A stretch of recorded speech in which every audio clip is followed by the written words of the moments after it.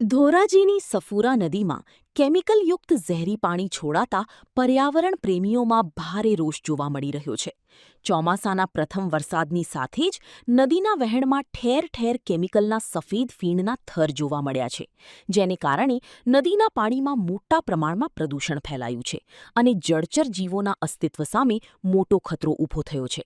સ્થાનિકોનો આક્ષેપ છે કે વરસાદની આડમાં રાત્રિના સમયે છુપી રીતે આ કેમિકલયુક્ત પાણી નદીમાં વહાવી દેવાયું છે, જેમાં ધોરાજીના સ્થાનિક પ્લાસ્ટિક ઉદ્યોગ અથવા જેતપુરના સાડી ઉદ્યોગનું પ્રદૂષિત પાણી છોડાયું હોવાની પ્રબળ આશંકા સેવાઈ રહી છે. ત્યારે પ્રદૂષણ નિયંત્રણ બોર્ડ એટલે કે જીપીસીબી અને જવાબદાર તંત્ર વહેલી તકે જાગીને આ મામલે કડક તપાસ કરી તેવી લોકમાંગ ઉઠી છે.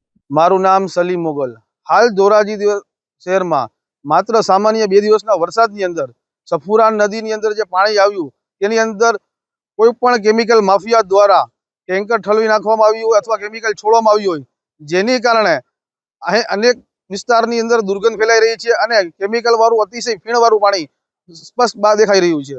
અમને એવું લાગી રહ્યું છે કે ખાસ કરીને વાત કરીએ કે ધોરાજી શહેરની અંદર અનેક પ્લાસ્ટિક ઉદ્યોગો આવેલા છે. ધોરાજીથી આશરે 20 કિલોમીટર આસપાસ જેતપુરમાં ડાઇંગના કારખાના આવેલા છે.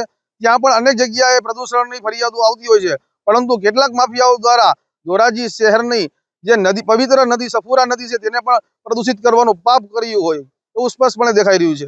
અમારી માગણી એવી છે કે જવાબદાર તંત્ર અને જીપીસીબીના અધિકારીઓ દ્વારા યોગ્ય તપાસ કરવામાં આવે અને જવાબદાર લોકો સામે કડકમાં કડક કાર્યવાહી કરી અને દાખલો બેસાડવામાં આવે.